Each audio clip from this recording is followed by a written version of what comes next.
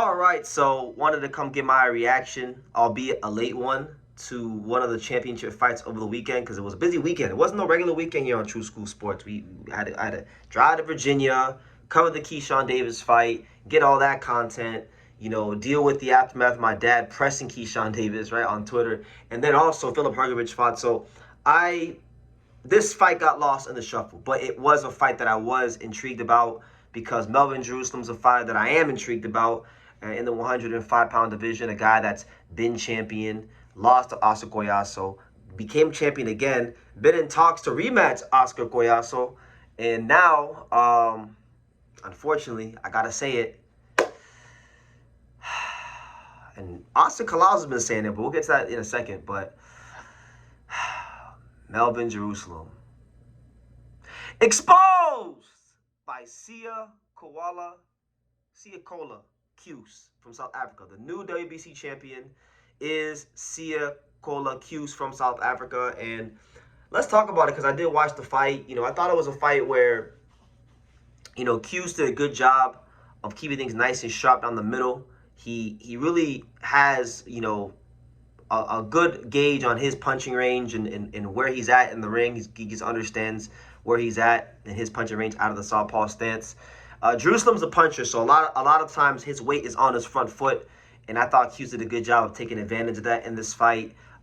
He did suffer a little scare in the latter stages of this fight. He wound up actually getting dropped by a right hand from Melvin Jerusalem, but it was inconsequential because Cuse built up a big enough of a lead to where the knockdown, it made things a little bit closer. It made the scorecards look a little better, but no, Cuse won the fight fair and square, and he is the new WBC champion. And this really makes things interesting, and it's a shame for Melvin Jerusalem because, he was in line for some big money fights. I mean, I know he got a lot of good preparation for this fight because he sparred my boy Yugo Osaki, but again, that's why they fight the fights. You just never know. So Siyakholwa Kuse actually makes some history. He becomes, from what I've researched, because I've done my research, I've been trying to find out how many world champions the country of South Africa has produced. The number that I got to from what I've gathered is 33 world champions. So he's the 33rd world champion in the history of South African boxing and only the 4th South African to win a WBC world title. So congratulations to him, and he's shout out to South Africa. They're flying the flag high. They've always been a country that's had their fair share of successes in boxing, and he just adds to the tradition-rich history of South African boxing. So let's talk about this, because how does this change the division? Because we know that Melvin Jerusalem was being lined up to fight Oscar Collazo. Oscar Collazo is the best fighter in the division. He's recognized as the best fighter in the division right now. The unified Ring Magazine champion. People like myself who like him have been getting on his case because we want to see him fight Pedro Tajuan, who's the IBF champion, who right now many people look at as the boogeyman of the division. So it's already been stated that Cuse is going to look to make a defense in his hometown. I know they fought in South Africa for this fight, but generally speaking, most of the time, there are special exceptions, but I'm gonna say 8.5 out of 10 times in boxing, when a fighter wins a world title, they generally are gonna get a voluntary defense either in or very close to their hometown, right? And then they can look at bigger fights after that. And from what I found out there, that's what it sounds like Siyakholwa Kuse is gonna do. Now, obviously, if Golden Boy Promotions want to come up to him with a boatload of money and make him a unification offer, I'm sure they could do that, right? And then Oscar Collazo and Tajuan, or even if it's Siyakholwa Kuse and Tajuan,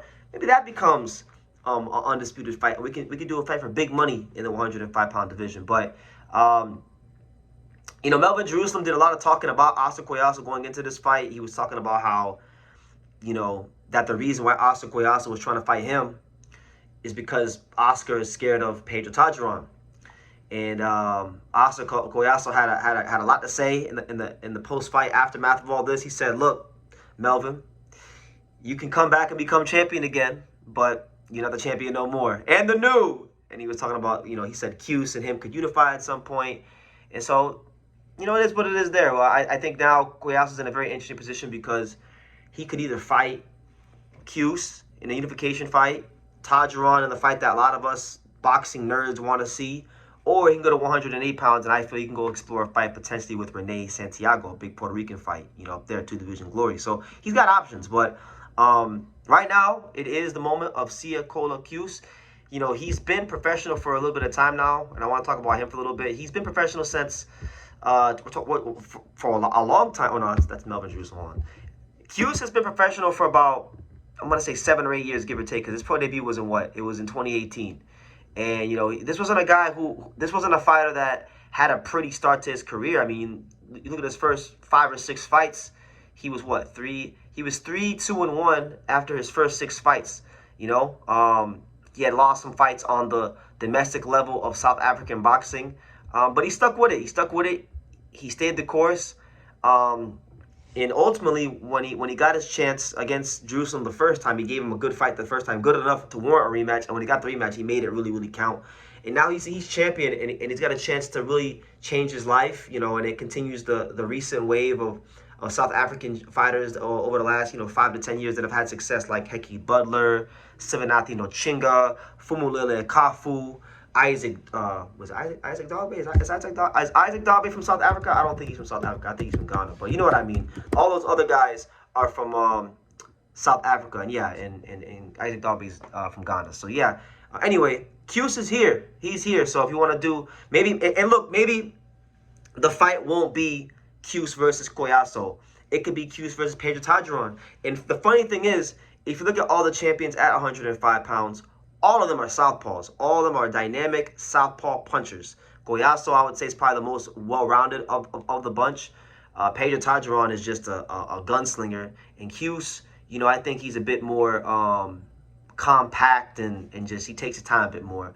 But they all, like, that's the interesting thing. I think now, in my opinion, over the last 3 years since I've been really started pressing into the 105-pound division coverage, I feel like the division right now is as intriguing as it's ever been because of the guys who hold the belts. Kuse, southpaw, power puncher. Tadron, taller, longer, rangier southpaw power puncher. Asa Koyaso, more of a guy that you would say is naturally, at this weight. But footwork-wise, I would say Koyaso has the best footwork. Tadron is probably the wildest of the bunch, and Kuse is just very well-rounded down the middle. So I don't care how you mix and match them. I mean, obviously, I think there should be more public pressure put on Koyaso to fight Pedro Tadron because he hasn't really shown, and Golden Boy Promotions hasn't really shown that ambition to want to fight him because they were targeting Melvin when he already beat Melvin. So my thing is like, okay, if it's going to be Koyaso versus Kuse, cool. If it's going to be Kuse versus Pedro, cool. If it could be Oscar versus Pedro, even better. But the division's in a great place right now with 3 really exciting champions.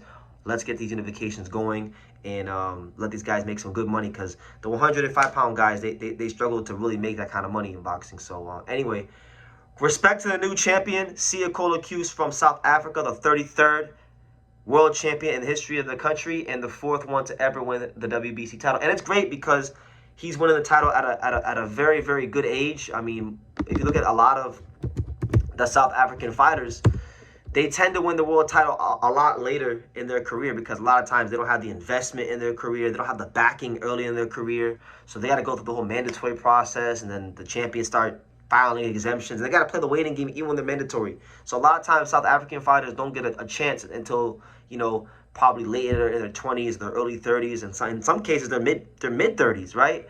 But Siyakholwa Kuse has become champion at the age of 22 years old, and I think this is a chance for him, win, lose, or draw in the big fights, to build himself into the next star of African boxing, because African boxing needs stars. I have a deep, profound respect for African fighters because African fighters, and I've said this many times, and I'll say it one last time, African fighters, they have it the hardest of anybody in boxing because a lot of times I hear Mexican fans and Black American fans talk about how their fighters get mistreated, and I'm like, nah.